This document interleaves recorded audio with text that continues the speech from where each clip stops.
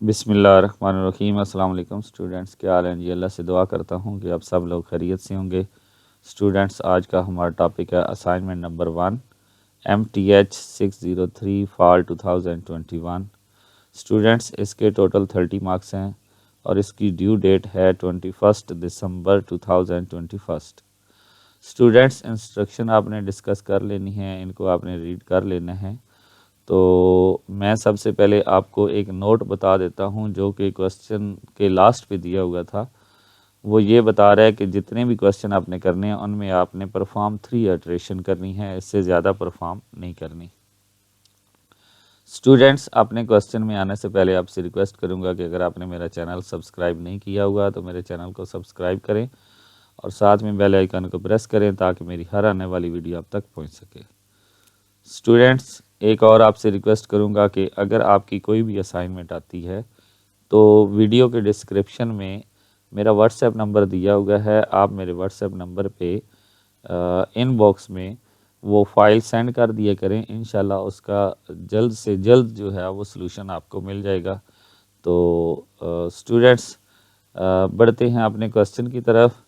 Question number 1 है हमारे पास, find a real roots of a equation 4x plus sine x minus e की power x is equal to 0 in interval 0.2 and 0.5 using bisection method. Bisection method में क्या होता है कि आपने जो वैल्यू पुट करनी होती है उसमें से आपने एक पॉजिटिव लेनी होती है और एक नेगेटिव लेनी होती है। ठीक है, ये आगे जाकर मैं आपको सारी बात बताता हूँ। सबसे पहले तो आप इस इक्वेशन को एक फंक्शन के इक्वल रख लें और फिर इसमें जो इंटरवल दिया हुआ है, पहली वैल्यू जो स्मॉलर वैल्यू है उसको आप x0 कह दें और जो ग्रेटर वैल्यू है उसको x1 कह दें। ठीक है, इन दोनों की वैल्यू पुट करें फंक्शन के अंदर। पहले x0 की जगह पे 0.2 आ जाएगा, तो 4 मल्टीप्लाई 0.2, ये 4x है तो इसकी जगह पे आ जाएगा 4 मल्टीप्लाई 0.2, तो ये बन जाएगा 0.8। फिर हमारे पास है जी साइन 0.2। यहाँ पे कुछ स्टूडेंट्स का क्वेश्चन है कि सर अगर हम साइन 0.2 लेते हैं तो हमारा आंसर 0.00 समथिंग आता है। तो भाई उनको मैं बता दूं कि आप जो साइन ले रहे हैं वो आप डिग्री में ले रहे हैं। जैसा कि यहाँ पे देखें, मैं 0.2 ऊपर देखें कैलकुलेटर के ऊपर डिग्री है, तो मैं यहाँ पे अब साइन लूँगा तो मेरा भी आंसर 0.00349 दिया हुआ है। ठीक है, लेकिन ये देख लें कि ये वैल्यू डिग्री में नहीं है। जो वैल्यू डिग्री में नहीं होती उसकी हमने रेडियन में निकालनी होती। तो अब ज़रा देखें, 0.2 का अगर मैं साइन लेता हूँ तो मेरे पास आंसर आ जाएगा 0.19866। अगर इसको राउंड ऑफ करूँ तो 0.1987 बन जाएगा। तो ये मेरे पास मैंने वैल्यू लिखी हुई है 0.1987। इसके बाद e की पावर 0.2 जो है वो मैंने जब फाइंड करनी है तो वो भी इसी कैलकुलेटर से आप फाइंड कर सकते हैं। यहाँ पे आप देखें e आपको नज़र आ रहा है, इसको प्रेस करें। इसको प्रेस करने के बाद यहाँ पे आ जाएं, x की पावर y जो है इसको प्रेस करें तो ये इस वैल्यू के ऊपर एक पावर का साइन आ जाएगा। फिर आप अपनी जो भी पावर लेना चाहते हैं वो ले लें, इक्वल आ जाएगा आपके पास 1.2214। तो ये जो आपके पास आंसर आया है 1.2214, इसको आप वहाँ पे लिख लें और इनको जब हम प्लस माइनस करेंगे तो हमारे पास आंसर आ जाएगा -0.2227। ओके, फिर हम इसी तरह फंक्शन में 0.5 पुट करेंगे और उसका हमारा आंसर आएगा 0.8307। अब ये देखें कि एक आंसर हमारा पॉजिटिव आया है और एक आंसर हमारा नेगेटिव आया है। तो यही जो है बाइसेक्शन जो मेथड होता है उसका रूल होता है कि अब हम कह सकते हैं कि हमारा जो रियल रूट है वो इन्हीं दोनों रूट के दरमियान में कहीं वाक़ है। तो हम लिखेंगे so the roots of roots lie between 0.2 and 0.5। अगर दोनों पॉजिटिव आ जाते तो फिर इनके दरमियान नहीं था, अगर दोनों नेगेटिव आ जाते तो फिर भी इनके दरमियान में नहीं था। ठीक है, तो इसलिए हम कह सकते हैं क्योंकि दोनों को अगर मल्टीप्लाई करें तो हमारा आंसर लेस देन 0 आता है। लेस देन 0 का मतलब कि नेगेटिव आता है। ठीक है, तो इसलिए हम अब जो है तीसरी वैल्यू निकालेंगे। तीसरी वैल्यू कैसे निकालेंगे, इन दोनों का जो है इन दोनों का आपने क्या करना है, एवरेज लेनी है। 0.2 प्लस 0.5 इनको प्लस करें, डिवाइडेड बाय 2 करें तो ये आ जाएगा 0.35। ओके, तो अब आपने ये जो सेकंड इटरेशन है इसमें आपने ये वाली वैल्यू पुट करनी है फंक्शन में। तो सेम जिस तरह मैंने पीछे बताया है, इसका आंसर भी आपके पास पॉजिटिव आ जाएगा। अब इधर से ये वाला पॉजिटिव लेना है और ऊपर जो वैल्यू है उनमें से नेगेटिव वाली वैल्यू लेनी है। तो नेगेटिव वाली वैल्यू किसकी आई थी, 0.2 की। तो इसका मतलब हमारा जो रियल रूट है वो 0.2 और 0.35 के कहीं दरमियान में वाक़ है। ठीक है, तो इस तरह अब हम इन दोनों रूट्स का जो है वो एवरेज निकाल लेंगे। इन दोनों रूट्स की एवरेज क्या आएगी, 0.35 प्लस 0.2। यहाँ पे इनका नंबर ज़रूर लिखना है क्योंकि ये x2 है और 0.2 जो है वो x0 है। तो इनकी एवरेज निकालूंगा तो 0.275 आ जाएगा। तो ये हमारे पास थर्ड इटरेशन है। ठीक है, इसको जब हम पुट करेंगे तो हमारे पास आंसर फिर पॉजिटिव आ जाएगा। अब ये आंसर जो पॉजिटिव आया है, ऊपर से जो अभी नेगेटिव चल रहा है वो कौन सा है, 0.2 वाला है। तो इसका मतलब हमारा जो आंसर है वो 0.2 एंड 0.275 के दरमियान में कहीं वाक़ है। ठीक है, तो अब हम जो x4 है वो निकाल लेते हैं। तो वो कैसे निकालेंगे, इन दोनों का सम 0.2 और 0.275 इसको डिवाइडेड बाय 2 करेंगे तो हमारे पास आंसर आ जाएगा 0.2375। ठीक है, तो ये हमारे पास जो है ये आफ्टर 3 इटरेशन जो है ये हमारे पास आंसर आ गया है। और इससे आगे भी हम जा सकते हैं, लेकिन उसने हमें कहा है कि जी आपने 3 इटरेशन तक जाना है। ठीक है, अब हम क्वेश्चन नंबर 2 की तरफ आते हैं। वो कह रहा है कि इसके भी आपने क्या करना है, रियल रूट्स ही फाइंड करने। इक्वेशन दी गई है और आपने किस मेथड से, न्यूटन रैप्सन मेथड से आपने फाइंड करने हैं। इसमें क्या होता है कि हम इक्वेशन का डेरिवेटिव भी लेते हैं और इसमें हम कुछ वैल्यू अपने पास से डालते हैं। अब इसमें वैल्यू कैसे डालेंगे, आपने इसमें सबसे पहले 0 पुट करना है। 0 पुट करेंगे इस इक्वेशन में तो आपके पास आंसर माइनस आ जाएगा। ठीक है, तो अब आप 1 की तरफ जाएं क्योंकि माइनस आंसर आया है, हो सकता है 1 पुट करेंगे तो प्लस आंसर आ जाएगा। ठीक है, तो मैंने 1 पुट किया तो फिर भी मेरे पास आंसर माइनस आया। ठीक है, मैंने फिर 2 पुट किया तो फिर भी आंसर माइनस आया। फिर मैंने 3 पुट किया तो मेरे पास आंसर जो है वो प्लस आया। तो इसलिए मैंने 2 और 3 को ले लिया और मैंने बताया कि 2 जो है वो नेगेटिव है क्योंकि 2 पुट करें तो हमारे पास यहाँ पे आ जाता है 8 माइनस 8, ये कैंसिल हो जाएगा, पीछे रह जाएगा -5 और -5 जो है वो लेस देन 0 है। और जब मैंने 3 पुट किया तो वो मेरे पास आंसर आया 10। इसका मतलब एक पॉजिटिव आ गया, एक नेगेटिव आ गया। तो जो रियल रूट है वो इन्हीं दोनों के दरमियान में कहीं वाक़ है।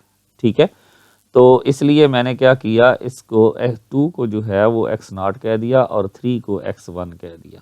ठीक है, अब मैं इस इक्वेशन का डेरिवेटिव लूँगा। डेरिवेटिव कैसे लूँगा कि ये पावर पीछे अगर मल्टीप्लाई हो जाएगी और ऊपर से पावर में एक कम हो जाएगा तो ये 3x² और x का जो डेरिवेटिव होता है वो 1 होता है, -4 आ जाएगा और कांस्टेंट का डेरिवेटिव 0 होता है। ठीक है, तो इसलिए मेरे पास डेरिवेटिव जो है वो क्या आ जाएगा जी, 3x² -4। अब ऊपर आपने जिस वैल्यू का आंसर पॉजिटिव आया है उस वैल्यू को आपने डेरिवेटिव में भी डाल देना है और फाइंड कर लेनी है। ठीक है, तो ये आपके पास आ जाएगा 3 का स्क्वायर मल्टीप्लाई 3, तो ये -4 करेंगे तो 23 आंसर आ जाएगा। सेकेंड इटरेशन के लिए आपने क्या करना है, x2 निकालना है। तो पीछे आपके पास x1 कौन सा है, 3 है। तो x1 minus f into x1 divided by derivative of fx1। तो ये वैल्यू पुट करें, x1 की वैल्यू 3 है, f इंटू x1 की वैल्यू 10 है। यहाँ पे देखें ये 10 आई हुई है और डेरिवेटिव की जो वैल्यू है वो 23 है। तो इनको जब आप सॉल्व करेंगे तो 2.5652 आ जाएगा। अब इस x2 की वैल्यू आप फंक्शन में भी पुट करेंगे और डेरिवेटिव में भी पुट करेंगे तो आपके पास ये वैल्यू आ जाएंगी। फंक्शन में पुट करेंगे 1.6189 और डेरिवेटिव में पुट करेंगे तो 15.7409 आ जाएगा।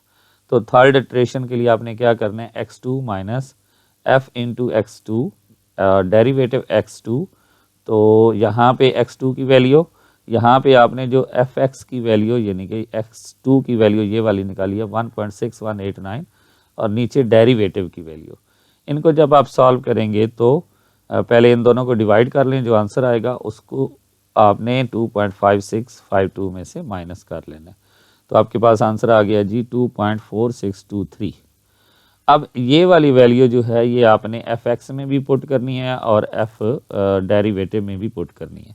fx में पुट की तो हमारे पास 0.0795 आ गया, डेरिवेटिव में पुट की तो हमारे पास 13.1887 आ गया। ठीक है, तो सेम इसी तरह x4 निकालना है तो यहाँ पे x3 आ जाएगा और फंक्शन भी x3 का आ जाएगा और डेरिवेटिव भी x3 का आ जाएगा। तो यहाँ पे इन सब की वैल्यू पुट करें, ये ऊपर हमने x3 का फंक्शन भी निकाला हुआ है और ये हमने डेरिवेटिव भी निकाला हुआ है, तो ये वैल्यू पुट करेंगे तो हमारे पास 2.4563 आ जाएगा। आफ्टर 3 इटरेशन जो हमारे पास रियल रूट है वो ये है 2.4563। ओके, अब हम आ जाते हैं जी क्वेश्चन नंबर 3 की तरफ। तो ये हमने सॉल्व करना है जैकोबीज इटरेटिव मेथड से, और इसको सबसे पहले तो हम देखेंगे कि ये डायगोनली डोमिनेंट हैं या नहीं है। तो वो कैसे चेक किया जाता है, आपने देखना होता है कि जो इक्वेशन तीनों दी गई हैं क्या x का जो बड़ा कोफिशिएंट है उसको पहले लिखा गया है, तो ऐसा नहीं है। तो पहले हम इनको रीअरेंज करेंगे।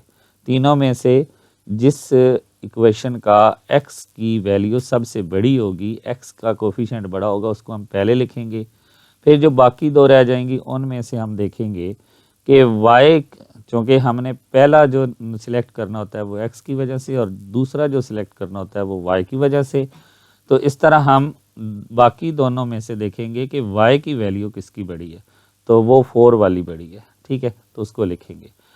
अब यहाँ पे हम क्या करेंगे, जो फर्स्ट इक्वेशन है वहाँ से हम x की वैल्यू निकाल लेंगे। x की वैल्यू कैसे निकालेंगे, x इधर ही रहने देंगे, बाकी सारी वैल्यू दूसरी साइड पे चली जाएंगी। तो ये 3y इधर आकर माइनस हो गया, 2z भी इधर आकर माइनस हो गया और ये 5 इधर आकर डिवाइड हो गया। इसी तरह आपने दूसरी इक्वेशन में से y की वैल्यू निकाल लेनी है और तीसरी इक्वेशन में से z की वैल्यू निकाल लेनी है। ठीक है, तो ये आपके पास 3 इक्वेशन बन जाएंगी। अब इनमें आपने क्या करना है, फर्स्ट वैल्यू निकालने के लिए x y z जो है उसको 0 पुट करना है। ठीक है, यहाँ पे मैंने इनको 0 पुट किया तो ये मेरे पास x1 की वैल्यू आ जाएगी जी 3.4 और y1 की वैल्यू आ जाएगी 2 और z1 की वैल्यू आ जाएगी 2.6667। ओके, अब ये जो x1 y1 z1 की वैल्यू हैं इनको मैं दोबारा सेकेंड इटरेशन के लिए पुट करूँगा और x2 निकालूंगा। जहाँ पे आपने x0 y0 z0 पुट किया था 0, वहाँ पे अब आप वैल्यू पुट करेंगे जी x1 y1 और z1 की। तो यहाँ पे हमारे पास y1 था और यहाँ पे हमारे पास z1 था, तो इनकी वैल्यू पुट की, सॉल्व किया तो हमारे पास 1.1333 आ गया। फिर y2 हमने फाइंड करना है, तो यहाँ पे हमारे पास है x1 और यहाँ पे है z1, तो इनकी वैल्यू पुट करेंगे तो हमारे पास 0.1167 है। और इसी तरह यहाँ पे z2 फाइंड करने के लिए यहाँ पे हमारे पास x1 है और यहाँ पे हमारे पास y1 है, तो यहाँ पे इनको सॉल्व करेंगे तो 2.2। थर्ड इटरेशन के लिए हम क्या करेंगे जी, x2 की वैल्यू पुट करेंगे x3 निकालने के लिए। सेम ऊपर जैसे आपने किया, यहाँ पे x3 निकालने के लिए यहाँ पे y2 z2 सॉल्व करेंगे 2.45। इसी तरह y3 निकालने के लिए यहाँ पे क्या करेंगे, अब y है तो यहाँ से x आ जाएगा और साथ में z आ जाएगा। अब यहाँ पे z है तो यहाँ पे x के साथ y आ जाएगा। ठीक है, इसी तरह आगे मैंने फोर्थ इटरेशन भी जो है वो पुट कर दी है। तो इसमें क्या किया है, x3 की वैल्यू जो है वो पुट कर देनी है और x4 की वैल्यू निकालनी है सेम उसी तरीके से। तो आपके पास ये आंसर आ जाएगा 1.4489 और y4 की वैल्यू आ जाएगी 0.7445 और z4 की वैल्यू आ जाएगी 2.4167। ओके स्टूडेंट्स, ये आपकी असाइनमेंट थी। तो स्टूडेंट्स आपसे रिक्वेस्ट करूँगा कि अगर आपकी कोई भी असाइनमेंट आती है तो आपको वीडियो के डिस्क्रिप्शन में मेरा व्हाट्सएप नंबर दिया हुआ है, वहाँ पे जिस दिन आपकी असाइनमेंट ओपन हो उसी दिन उसकी क्वेश्चन फाइल मुझे सेंड कर दें। इंशाल्लाह जैसे ही मुझे वक्त मिलेगा मैं आपकी वो असाइनमेंट की वीडियो बना दूंगा और ये वीडियो अल्हम्दुलिल्लाह 100% करेक्ट सॉल्यूशन है, किसी किस्म की कोई मिस्टेक नहीं है। तो इंशाल्लाह इसी तरह जो है आपको जो भी 100% करेक्ट सॉल्यूशन हुआ करेगा वो आप तक पहुंचाता रहूँगा। इंशाल्लाह स्टूडेंट्स किसी और वीडियो में हाज़िर होंगे, तब तक के लिए इजाज़त दें। अल्लाह हाफ़िज़।